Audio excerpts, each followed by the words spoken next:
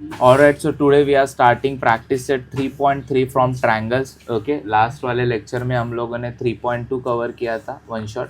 Now we are studying a practice set 3.3. So यहाँ पर first question करने से पहले यहाँ पर हम लोग एक ट्रायंगल थ्योरम देखेंगे. अच्छे से देखो कंसेप्ट तो समझ में आएगा. सो आइसोसेलेस ट्रायंगल्स थ्योरम. ओके, तो क्या होता है आइसोसेलेस ट्रायंगल थ्योरम? कि जैसे कि एक ट्रायंगल है, ये वाला साइड और ये वाला साइड अगर इक्वल होता है, ओके, सो अगर ये साइड और ये साइड इक्वल है तो इसके सामने वाले दोनों एंगल्स क्या होते हैं? इक्वल. इसका मतलब क्या? अगर श्रेयस ये 5 है, ये 5 सेंटीमीटर है और अंदर वाला अगर ये 40 डिग्री है तो ये भी क्या बन जाएगा? Automatically 40 degree. तो इसे ही हम लोग बोलेंगे आइसोसेलेस ट्रायंगल थ्योरम. तो इसी से हम लोग क्वेश्चन नंबर 1 सॉल्व करेंगे. क्वेश्चन नंबर 1 क्या है? Find the values of the x and y using the information. ये एक्स और ये वाई हमें फाइंड आउट करना है. बहुत ही चिंदी क्वेश्चन है. जैसे कि एबीसी ट्रायंगल तुम लोग देख पा रहे हो. एबीसी ट्रायंगल में क्या यहाँ पर दिख रहा है प्रज्योत? तो एबी और एसी ये दोनों एक दूसरे के साथ क्या है? तो कॉन्ग्रुएंट है. अगर एक दूसरे के साथ ये दोनों कॉन्ग्रुएंट है मतलब ये अगर 50 डिग्री होगा तो ये कितना होगा?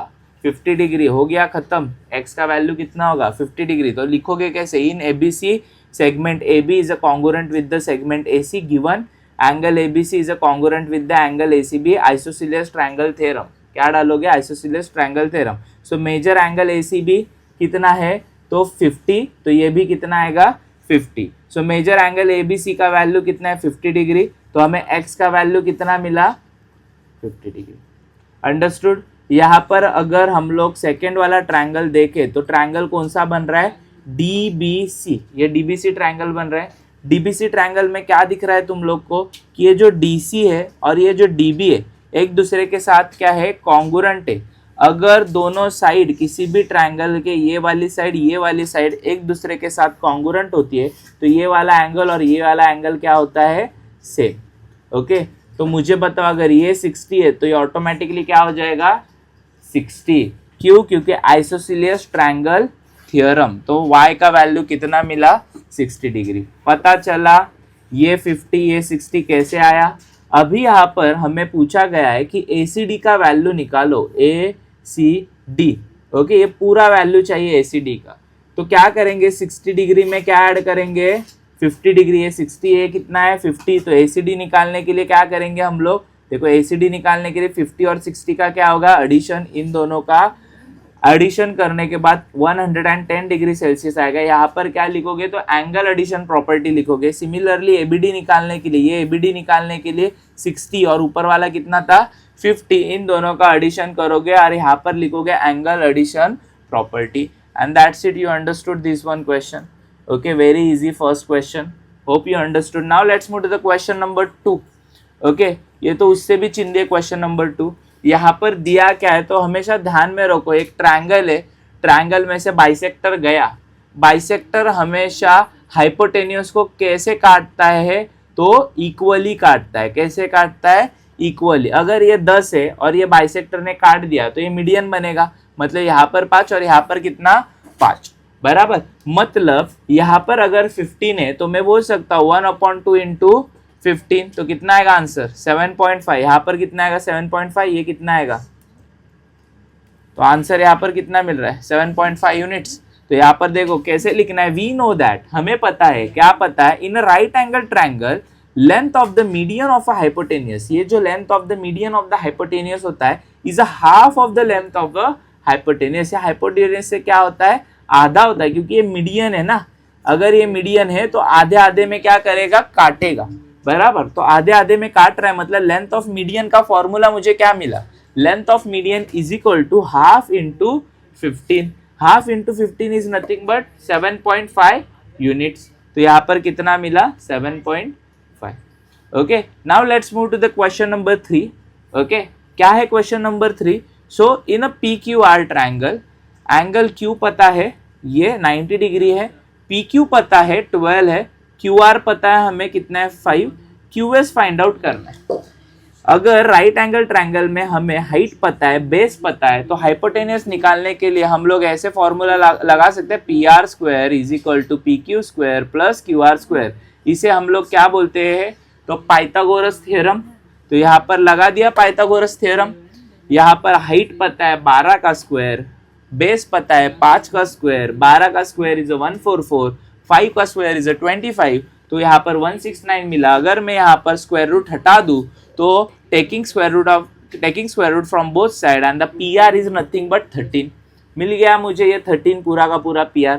अगर मुझे पूरा PR 13 मिला और निकालना क्या है मुझे, तो Q क्या निकालना है, QS निकालना है, ये वाला निकालना है मुझे। Find the length of the QS। अगर मुझे मीडियन निकालना है, लेंथ ऑफ मीडियन, इसका वैल्यू चाहिए मुझे, तो मैं क्या बोलूंगा, ये जो QS होता है वो हमेशा हाफ होता है किसका, हाइपोटेन्यूस का। लास्ट टाइम ही देखा ना, हाइपोटेन्यूस का क्या होगा, हाफ होगा। तो हाइपोटेन्यूस कितना मिला हमें, 13, तो इसका हाफ करो 6.5, QS कितना आएगा 6.5 यूनिट्स। ये कैसे निकाला समझ में आया, ये QS मीडियन हमेशा क्या होगा, हाफ होगा हाइपोटेन्यूस का, मतलब 13 का। Hope you understood question number 3 as well. Now let's move to the last question, which is a question number 4.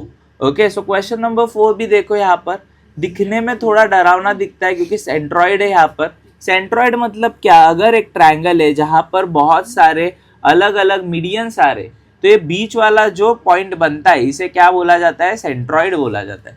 Okay, तो यहाँ पर देखो हमें पूछा गया है, ये GT हमारा कितना है 2.5। हमें पूरे के पूरे PT की वैल्यू निकालनी है। GT पता है, PT निकालना है। GT पता है और PT निकालना है, कैसे पॉसिबल है, तो हम लोग सबसे पहले तो PG निकालेंगे। अगर लेट सपोज मुझे PG मिलता है 4, तो मुझे GT पता है 2.5, तो 4, 5, 6, मतलब आंसर कितना आएगा 6.5। ओके, तो ये कैसे निकालेंगे दादा, तो ये निकालने के लिए हमेशा ध्यान में रखो, जब भी सेंट्रॉइड होता है, तो ये जो PG होता है इसका रेशियो होता है 2, और ये जो छोटू वाला होता है इसका रेशियो होता है 1। ओके, तो इन्हें मैं लिख सकता हूं PG upon GT is equal to 2:1, क्योंकि सेंट्रॉइड है ना। अगर बीच में सेंट्रॉइड हुआ तो मैं आग बंद करके बोल सकता हूँ इनका रेशियो क्या है 2/1 का। तो ऊपर वाला PG रहेगा यहाँ पर और नीचे वाला GT रहेगा यहाँ पर, और यहाँ पर क्या लिखोगे 2/1 रेशियो। ओके, तो ये ध्यान में रखो। ये लिखने से पहले सबसे पहले हमें लिखना पड़ेगा इन ट्रायंगल PQR सेंट्रॉइड कौन है, G है, point of the concurrence of the median से। Point of the concurrence of median मतलब सारे के सारे मीडियंस यहाँ पर आकर मिल रहे हैं, पॉइंट ऑफ कॉन्करेंस है, सब लोग आकर टच कर रहे हैं उसको। We know that centroid G divides the each median in the ratio of the 2:1। ये G हमेशा क्या करता है 2:1 में डिवाइड करता है, क्योंकि ये सेंट्रॉइड है। तो मैं PG अपॉन GT, क्योंकि PG ऊपर है फिर GT उसके नीचे आएगा, इक्वल्स टू क्या आएगा 2/1। ये वाला समझ में आया, दैट्स इट। अभी मुझे बताओ PG का वैल्यू नहीं पता, PG एज इट इज लिखा, GT का वैल्यू यहाँ पर 2.5 लिख दिया। ओके, इक्वल्स टू 2 लिखा, ये 2.5 यहाँ पर जाएगा, तो ये क्या बनेगा PG is equal to 2.5 into 2 which is 5 units. तो PG कितना मिला 5। अरे यार अगर ये 5 है, ये 2.5, तो आंसर कितना होगा 7.5। खत्म, ऐड करेंगे ना हम लोग। Okay, so that's it, practice set 3.3 is over. Okay, so that's it for today.